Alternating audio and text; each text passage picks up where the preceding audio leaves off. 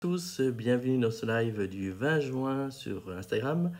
Alors pour ceux qui ne sont pas habitués, qui voient les lives en replay, qui se demandent aussi pour quand ça a lieu, ben, ça a lieu tous les dimanches à 18 h sur Instagram et j'essaie de mettre les replays sur Facebook et YouTube. Bienvenue Sazulov 1970, donc je suis Patrick Muller. N'hésitez pas à me poser des questions. Je suis là le temps que vous avez des questions. Donc en général, c'est à peu près 1 heure tous les dimanches. Alors profitez bien de ce live-là parce que pendant 4 semaines, je ne suis pas sûr de pouvoir en faire. Alors je vous préviendrai en fonction, fonction des activités parce que là, je fais un tour de France pour mes consultations dimanche et 2 dimanches de suite. Donc comme je suis sur la route pour les consultations, je sais pas où je peux, parce que j'ai une consultation dimanche prochain, ça c'est sûr. Donc est-ce qu'à 18 h j'aurai fini? Je ne sais pas. Donc déjà là, je suis pas sûr d'en faire. Dimanche d'après, pareil, j'ai une consultation.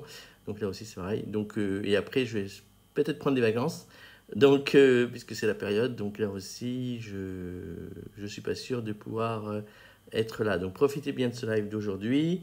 Bien sûr, je vous tiendrai au courant. Là aussi, pour me tenir au courant, il suffit de venir sur mon profil Instagram, donc Patrick Muller Coach, Patrick tiré du bas, Muller tiré du bas Coach. Coach C-O-A-C-H, parce qu'on me pose la question parfois, je précise. Donc, écoutez, alors pour l'histoire des Tours de France, non, je ne prends pas mon vélo, je ne fais pas le Tour de France. Non, parce que là aussi, parfois, on me le précise. Mais bon, comme je suis coach et que je m'occupe de la vie sentimentale des gens, j'offre la possibilité pour toutes les personnes étant en France ou dans les pays proches, comme Belgique, Luxembourg, et Suisse, Allemagne, Italie, Espagne, d'avoir une consultation, alors soit par Skype, soit à domicile. Et donc, une fois par mois, je fais un tour de France.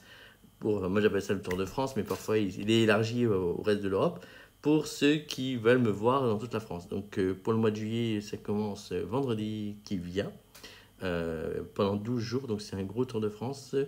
Et non, pendant 10 jours, pardon. Mais ça reste un gros tour de France. Donc c'est quelque chose que j'aime beaucoup. Il reste quelques places, mais je peux déjà vous dire que je vais être à Castres, Toulouse, Cognac, Limoges, la Bretagne, enfin Quimper, Rennes. Ouais, il y a deux endroits en Bretagne, Quimper, Rennes, Metz, voilà. Il y aura Lunéville et d'autres. Il y aura à côté de Strasbourg, ça c'est prévu aussi. Et après, d'autres dates, enfin d'autres endroits, si vous avez envie que je vienne chez vous. Bonjour Créome, bienvenue. Ça fait longtemps qu'on ne s'est pas parlé.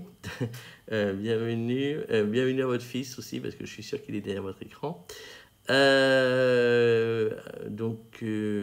vous avez des questions, n'hésitez pas à les poser. Zazulov, je ne sais pas si elle est encore là ou si elle est déjà repartie. Hey, bonjour Créon. C'est gentil de passer. Je crois que vous êtes la seule en ce moment. Voilà, c'est un petit démarrage timide, il n'y a pas trop de monde. Alors je sais pas, au passage, bonne fête à tous les papas, en particulier au mien. Bon, qui n'est pas derrière l'écran là en ce moment, mais je lui ai déjà souhaité évidemment ce matin. Évidemment, tous les papas qui regarderont voilà. Alors je sais que ça fait des pères, je sais qu'il fait beau dehors, enfin dans certaines régions françaises, dont la mienne, dans le sud, il fait très beau. Alors je sais pas si c'est dû à ça ou pas, mais c'est un petit démarrage. Bon, après, je pense qu'il y aura d'autres personnes qui vont me dire. J'ai cru comprendre que dans certaines régions, il pleut. Donc, alors pour ceux qui ne me connaissent pas, donc je suis Patrick Muller, donc je vous ai parlé de mes tours de France. Je fais aussi des consultations par Skype et en fait mes consultations sont uniques, c'est-à-dire que c'est une consultation qui dure le temps qu'il faut. Donc en général c'est environ 2h30, 3h, 3h30. Si vous consultez seul, c'est plutôt 2h30, 3h. Si vous consultez en couple, c'est plutôt 3h, 3h30. Vous pouvez consulter que vous soyez en couple seul, enfin en couple mais vous êtes seul à vouloir consulter ou vous êtes totalement célibataire. Bonjour Mariam, bienvenue. Voilà, le record c'est 7 heures, si vous avez le battre, alors que je fais très régulièrement des consultations de 4 heures, 5 heures, 6 heures. Vous payez le même prix que c'est de 4 heures, 5 heures, 6 heures, 7 heures, ou même 2 heures, 3 heures. Tout le monde paye le même prix. En fait, moi je prends le temps, donc ça vous donne le temps de parler, vous avez le temps de réfléchir. Et merci Mariam. J'adore cette formule. Vous avez 3 semaines de suivi téléphonique derrière. Donc là encore, vous avez largement le temps de parler. Vous avez la possibilité de payer en 1 fois, 3 fois, 4 fois sans frais. Je fais des consultations le matin à 9h, 14h, 17h, 17h30 et 19h30 ou 20h. Donc là aussi, il y a un panel d'heures suffisamment large pour que vous ne soyez pas obligé de prendre des congés. Et je travaille aussi le samedi matin, le samedi à 14h. Par contre, j'arrête après la consultation de 14h. Donc en général, j'arrête vers 17h. Oui, donc, oui, vous pouvez payer en 1 fois, 3 fois, 4 fois, sans frais. Et voilà, donc je pense que, si Créom ou Mariam, si vous avez des questions, n'hésitez pas. Oui, et puis aussi un autre truc qu'on me demande aussi, parfois on me dit oui, mais bon, si on a un autre souci plus tard, bah évidemment, si vous avez un autre souci plus tard, vous avez le droit de me rappeler, parce que parfois les gens ils croient que je veux plus les voir, je les vois une fois. Non. Alors le but de la consultation unique, c'est de prendre le temps et de régler tous les problèmes que vous avez sur l'instant. Et alors oui, quand on me dit oui, mais est-ce qu'une consultation suffit? Sachez que en une consultation de 3 heures, pour parler que de 3 heures, vous réglez autant de problèmes que 4-5 séances d'1 heure ailleurs. Parce qu'on n'a pas besoin au début, parce que quand vous allez ailleurs, au début de chaque séance, vous devez vous résumer ce que vous avez fait la fois précédente, et 10 minutes avant la fin, vous devez faire un résumé de ce que vous avez fait durant l'heure. Donc alors que moi, on prend vraiment le temps, et souvent, les gens, c'est à la 2e, à la 3e heure qu'ils commencent à comprendre le plus de choses et qu'ils avancent le plus. Et donc, si maintenant, dans X semaines, plus tard, vous voulez reposer des questions, bien sûr, on peut refaire une consultation. Si jamais la porte n'est jamais fermée, il y a des personnes qui me recontactent parfois 2 mois plus tard, ou parfois c'est le conjoint, ou parfois c'est les parents, ou les enfants que j'ai en consultation, voilà, donc, ou les amis, ou voilà, le bouche à oreille fonctionne très bien aussi. Donc voilà, donc n'hésitez pas. Voilà, donc je vois qu'il y a une question de Mariam. Comment peut-on savoir si... oui, il rappelle. Oui, alors, vous dites quoi? Il rappelle. Et il rappelle. Qu'est-ce que je rappelle? Je rappelle comment les consultations. Ah oui, ouais, merci. Oui, je vois. Effectivement, vous avez la possibilité de m'appeler pendant un quart d'heure gratuitement. Donc au 06 95 26 11 32, 06 95 26 11 32. Donc vous pouvez, alors effectivement, afin que vous êtes, alors soit quand vous m'appelez, je décroche, soit je peux pas décrocher parce que par exemple je suis en consultation, et dans ce cas-là, vous me laissez vos disponibilités sur mon répondeur et je vous rappelle. Autre méthode, si vous allez sur mon site, vous avez un peu partout sur le site des formulaires de contact où vous avez la possibilité de me demander d'être rappelé et vous pouvez préciser les jours et les heures où vous êtes disponible. Et ça marche très très bien. Et évidemment, dès que je peux le faire, je rappelle toujours en fonction. Et si je ne peux pas le faire, je vais laisser un message sur le répondeur en disant que tel jour, telle heure, je suis en consultation par exemple. Donc je ne pourrai pas appeler parce que parfois il y a des gens qui me disent mercredi 14h30. Donc si le mercredi 14h30 je suis disponible, je prends mon téléphone et j'appelle. Si le mercredi 14h30 j'ai une consultation, si j'ai une consultation à 14h, j'appelle, j'appelle en avance en disant écoutez, ou j'envoie un SMS en disant je ne pourrai pas être disponible. Voulez-vous que je vous appelle plus tôt, plus tard, que me conseillez-vous de faire? Voilà. Donc j'essaie toujours donc un quart d'heure. Enfin, quand je dis un quart d'heure, parfois c'est 10 minutes, parfois c'est une demi-heure, ça dépend. Où je donne une première réponse à votre situation et je vous explique ce que je peux faire pour vous et votre conjoint, votre conjointe. Voilà. Donc oui, je rappelle.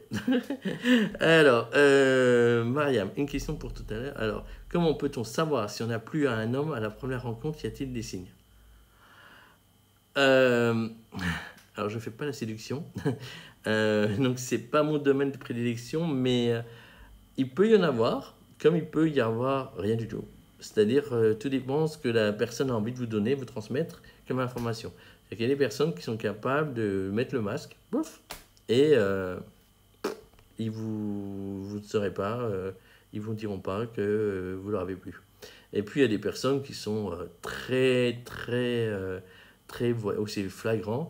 Bon, déjà, si le moment était sympa, bon, en général, vous savez, si le moment était sympa pour les deux. Après, bon, je sais qu'on est dans une société, on peut dire, ah ouais, c'était génial, c'était très bien, et qu'en réalité, bon, la personne n'a pas accroché, mais elle ne veut pas vous le dire pour ne pas vous décevoir. Mais bon, déjà, il y a cet aspect-là. Après, il y a l'aspect de est-ce que la personne va vous rappeler ou pas vous rappeler.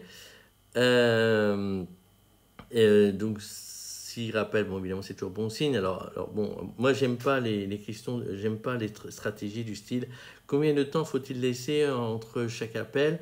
Euh, Franchement, c'est un truc que, voilà, c'est bon.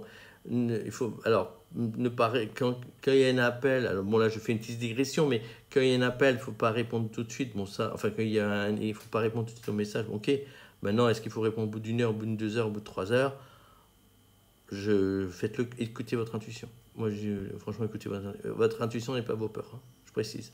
Parce que si vous êtes en train de trembler en disant oh, est-ce que c'est bon, est-ce que c'est pas bon, vous écoutez vos peurs. Voilà, mais écoutez votre intuition, ça peut être 5 minutes, comme ça peut être 2 heures, ça dépend. Donc, après, bon, des signes. Moi, si la personne a passé un bon moment, qu'il y a une bonne compatibilité entre vous deux, c'est déjà une bonne piste. Voilà. Après, après, malheureusement, tout est possible parce que l'être humain devient de plus en plus un excellent acteur. Quand je dis l'être humain, c'est aussi bien l'homme que la femme. Hein. Je ne parle pas des hommes en général. Je ne parle pas que des hommes. Donc, j'avoue que là, j'ai un peu de. Je ne fais pas la séduction, donc j'avoue que c'est un peu hors sujet pour moi. Et je suis désolé, Mariam. Voilà. Que ma réponse soit pas plus précise et plus juste et plus qu'elle vous apporte pas plus que ça. Bon, est-ce que il y a d'autres questions ou bien est-ce que vous avez des précisions, Mariam, à me donner, à me demander là-dessus?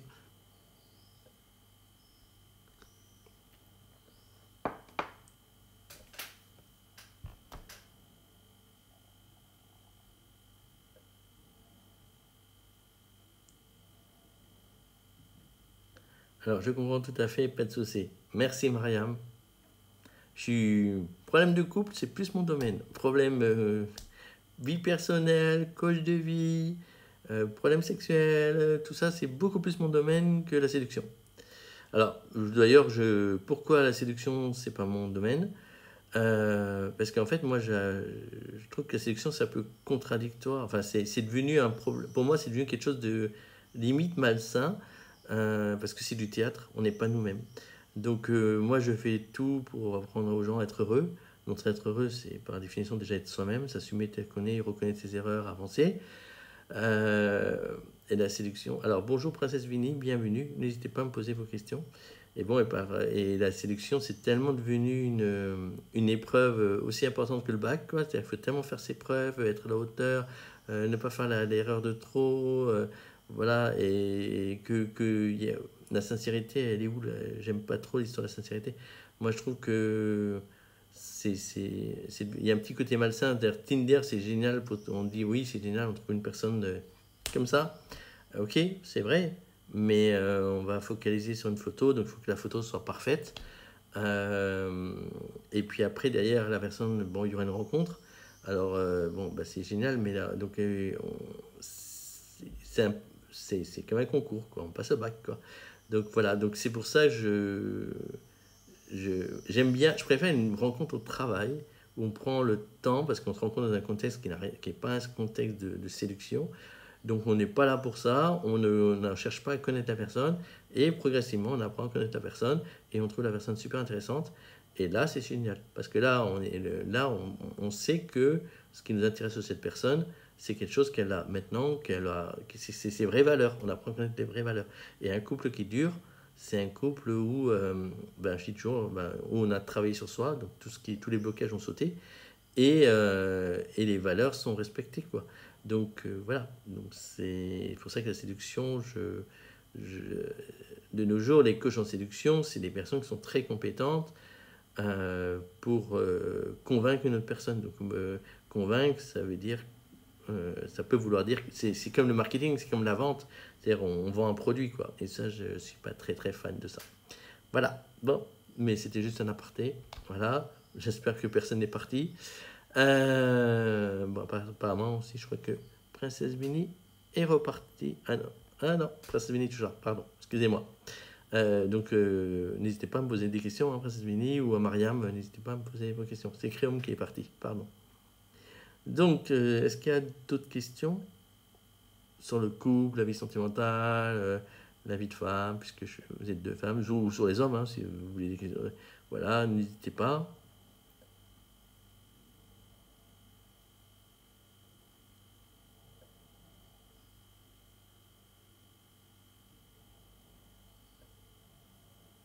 Mariam, avez-vous d'autres questions?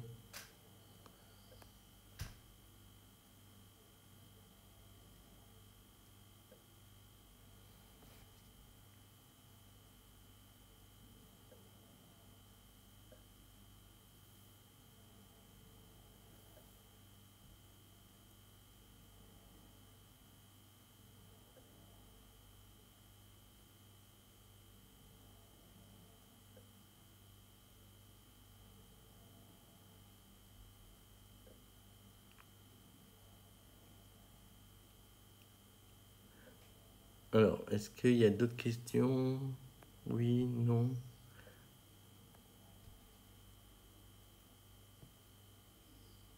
Alors, c'est cool aujourd'hui. J'ai pas de problème de connexion. Super connexion, pas de coupure, ça c'est nickel. Je suis content. Maintenant, est-ce que...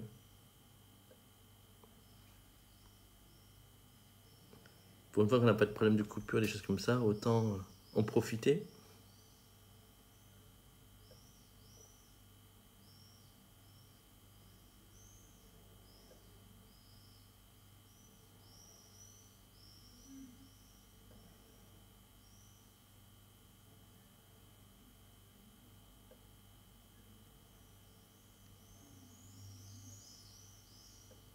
Non? Bon. Bon. Alors, Créum. Mais face à une personne qui a tendance à prendre le contrôle, comment ne pas se laisser déborder, garder sa liberté d'agir? Alors, pour avoir sa liberté... Alors, ça, c'est une très très bonne question.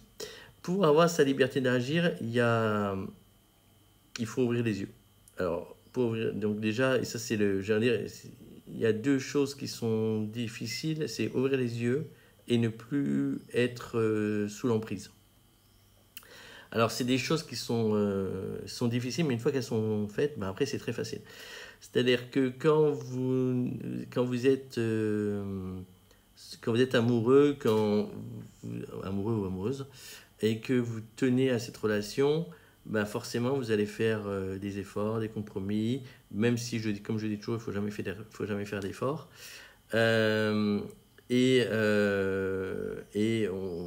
Parce que vous allez avoir tendance à accepter cette relation, ce contrôle, pour ne pas perdre la personne.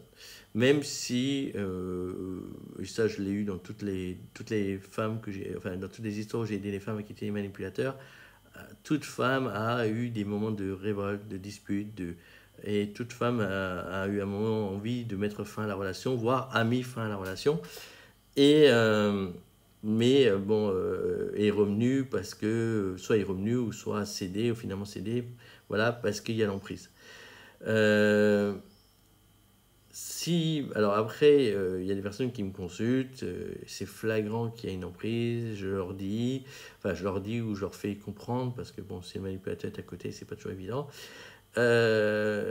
Après, mais elles sont pas prêtes. Elles sont pas prêtes à partir, elles sont pas prêtes à ouvrir les yeux, et il faut parfois un deuxième événement, un troisième événement. Parfois, ça prend 15 jours, parfois, ça prend 6 mois, 1 an, pour qu'elles ouvrent les yeux. Donc, ouvrir les yeux, donc ça, c'est la première chose. Après, ouvrir les yeux, ça ne veut pas forcément... Après, il faut être capable de sortir du cercle de cette emprise. Parce que vous avez des personnes qui vont dire... Il y a beaucoup de femmes qui ont des enfants et qui vont dire, ben oui, mais pour le bien des enfants, je ne veux pas. Alors, il ne faut jamais dire pour le bien des enfants, je ne veux pas. Au contraire, il faut dire, il faut penser à soi, parce qu'un enfant heureux, c'est avant tout des parents heureux et surtout une mère heureuse. Donc, si la mère est malheureuse, l'enfant ne sera pas heureux. Donc, quitter un manipulateur rendra l'enfant heureux, rendra l'enfant plus heureux que de rester avec un manipulateur.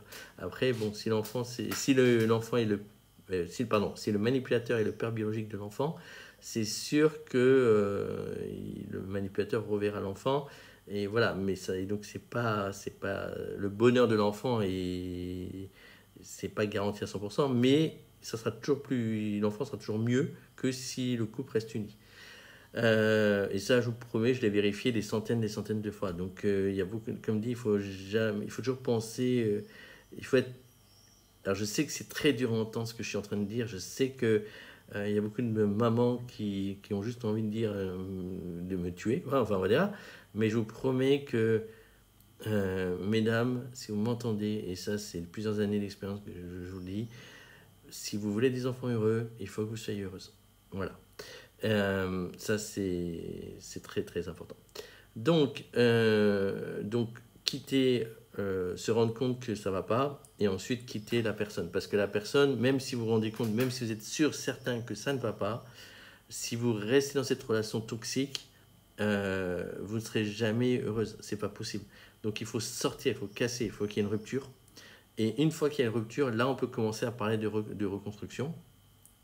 Et de pouvoir, pour pouvoir garder sa liberté et agir. Maintenant, donc ça c'était le cas extrême. Alors, Créum, vous vous dites une personne qui a tendance à prendre le contrôle. Alors, une personne qui a tendance à prendre le contrôle, pour moi, c'est déjà trop. Parce qu'une personne qui vous respecte va peut-être le faire une fois tous les... Voilà. Mais ça, c'est pas grave. On est tous des humains, on a tous tendance à un moment donné à vouloir donner un ordre, à vouloir... Bon, on est humain là, hein. Mais à prendre le contrôle de manière régulière, à vouloir que ça se passe comme elle veut, à vous dire ce que vous devez faire, ce que vous ne devez pas faire, pour moi, on est là, bon, c'est à voir au cas par cas, là, je ne vais pas vous faire paniquer derrière votre écran, mais attention, danger, voilà. Normalement, un couple, c'est un couple où on va demander le soutien de l'autre, on peut demander des conseils, on peut faire plein de choses sympas et tout, mais on ne prend jamais le contrôle de l'autre. Jamais, jamais, jamais. Et si on demande un conseil, et si on veut, si on le, quand, enfin pardon, et si on accepte de se soumettre enfin, à la, je veux dire, si maintenant vous savez, alors je prends un exemple, n'importe quoi, vous avez une voiture à réparer, c'est pas du tout votre truc, vous savez que votre conjoint il est doué en mécanique, là vous allez lui dire, ben, est-ce que tu peux réparer la voiture? Alors évidemment, là à ce moment-là, vous reconnaissez que vous êtes inférieur en mécanique. Voilà, ça c'est pas du contrôle, c'est pas lui qui a le contrôle sur vous. Alors bien sûr, à ce moment-là, il a le droit de dire oui, je vais le faire ou non, je ne vais pas le faire. Bienvenue Isis KM. Oui, je vais le faire ou non, je ne vais pas le faire. Mais c'est pas du contrôle, c'est juste que l'un des deux membres du couple a une spécialité. L'autre, alors je ne vais pas rentrer dans les clichés que la femme sait faire ça, l'homme sait faire ça, c'est pas important. Ce qui est important, c'est que évidemment, quand l'un est meilleur dans un secteur, c'est normal qu'il prend le lead de la relation. Mais c'est ponctuel et c'est juste pour aider l'autre. Voilà, c'est pas du contrôle. Ça, c'est un couple, c'est ça. Alors parfois c'est ça, parfois c'est ça, mais on est à peu près toujours là. Quand on est là, il y a un souci. Voilà, quand on est là, il y a un souci. Donc ça, je veux vraiment que ça soit clair. C'est-à-dire que vous devez toujours vous sentir respecté. Si vous vous sentez infériorisé, si on vous dénigre, si on vous dit ouais mais sans moi tu sais rien faire, mais tout ça, il y a un souci. Alors parfois c'est un petit souci, parfois c'est un gros souci. Parfois la personne a juste, quand je dis la personne, c'est la personne qui vous dénigre, elle a juste besoin de se valoriser et il suffit de lui expliquer et tout va rentrer dans l'ordre. Et parfois la personne est manipulatrice. Voilà. Donc c'est difficile de donner une réponse précise parce que c'est vraiment au cas par cas. Mais du moment que vous n'êtes pas libre, du moment que vous ne respectez pas, du moment qu'il y a quelque chose qui ne vous sentez oppressé, attention danger. Voilà.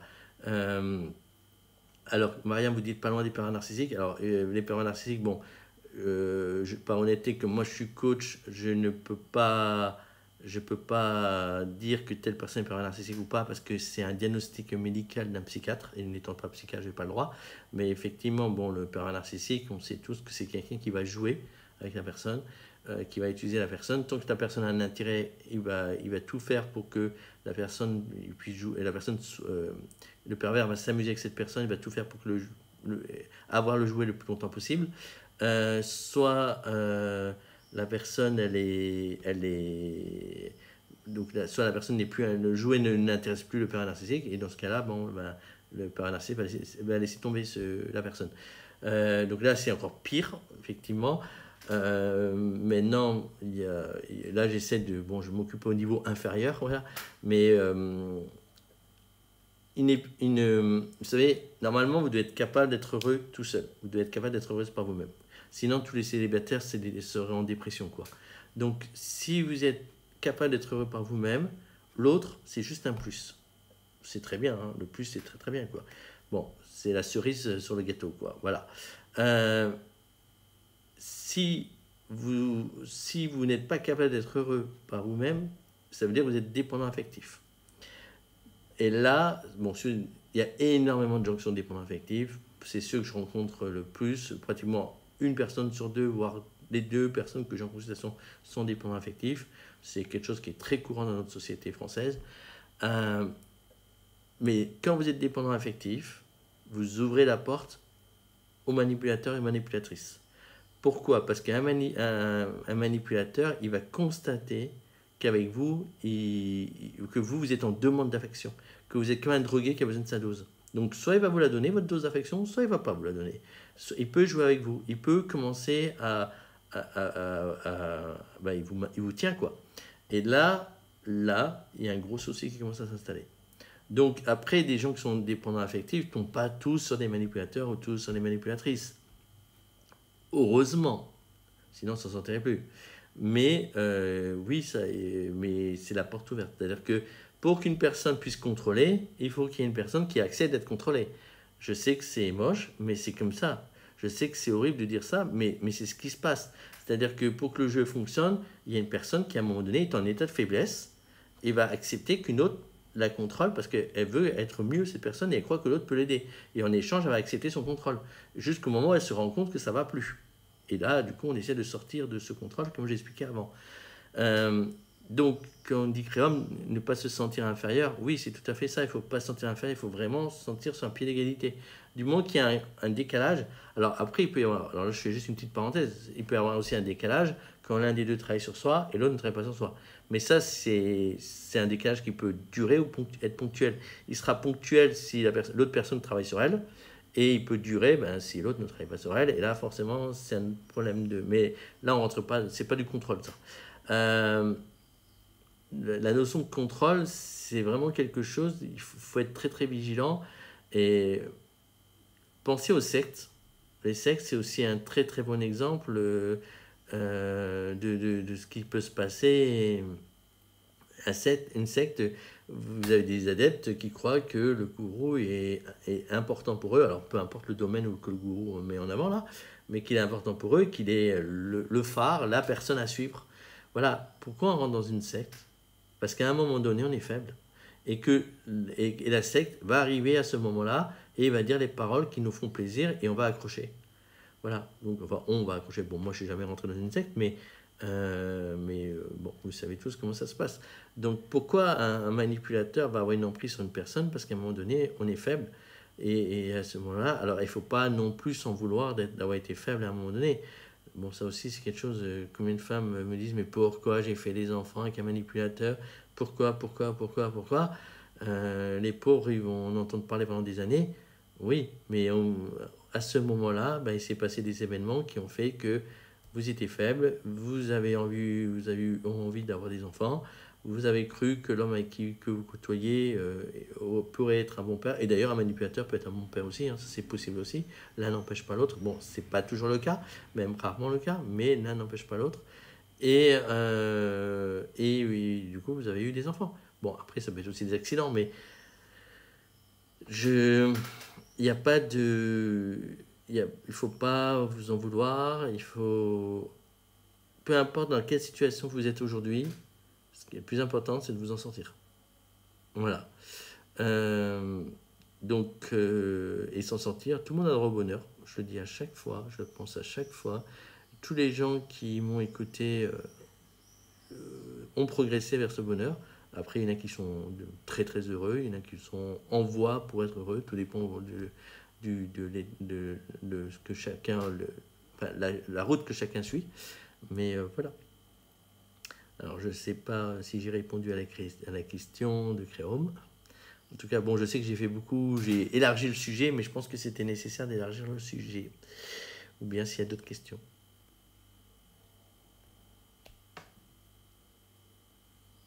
Ou Mariam, si vous avez des questions.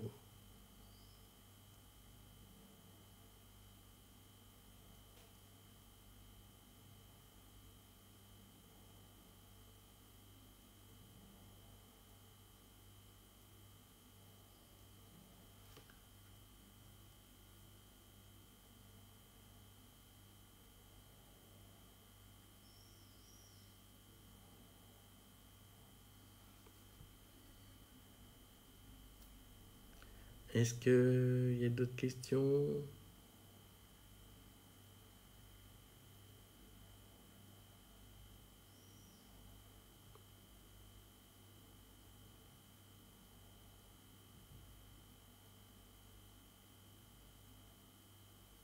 Alors, est-ce qu'il y a d'autres questions?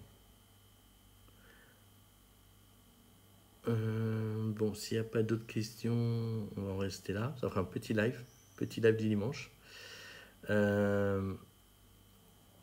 Sinon, en tout cas, je remercie ceux qui ont posé des questions. Et bon, c'est petit live. Bon, comme dit, avec la fête des pères, ça a peut-être dû jouer. Et donc, ben, écoutez, n'hésitez pas à me laisser des commentaires si vous voulez. N'hésitez pas à m'appeler au 06 95 26 11 32 si vous voulez un quart d'heure gratuit. Ça me fera un plaisir de vous aider. Je remercie ceux qui ont posé des questions, qui ont permis à ce live de vivre. Et au plaisir de répondre à vos questions, et de vous aider. Et c'est toujours un plaisir pour moi. Merci beaucoup. Au revoir.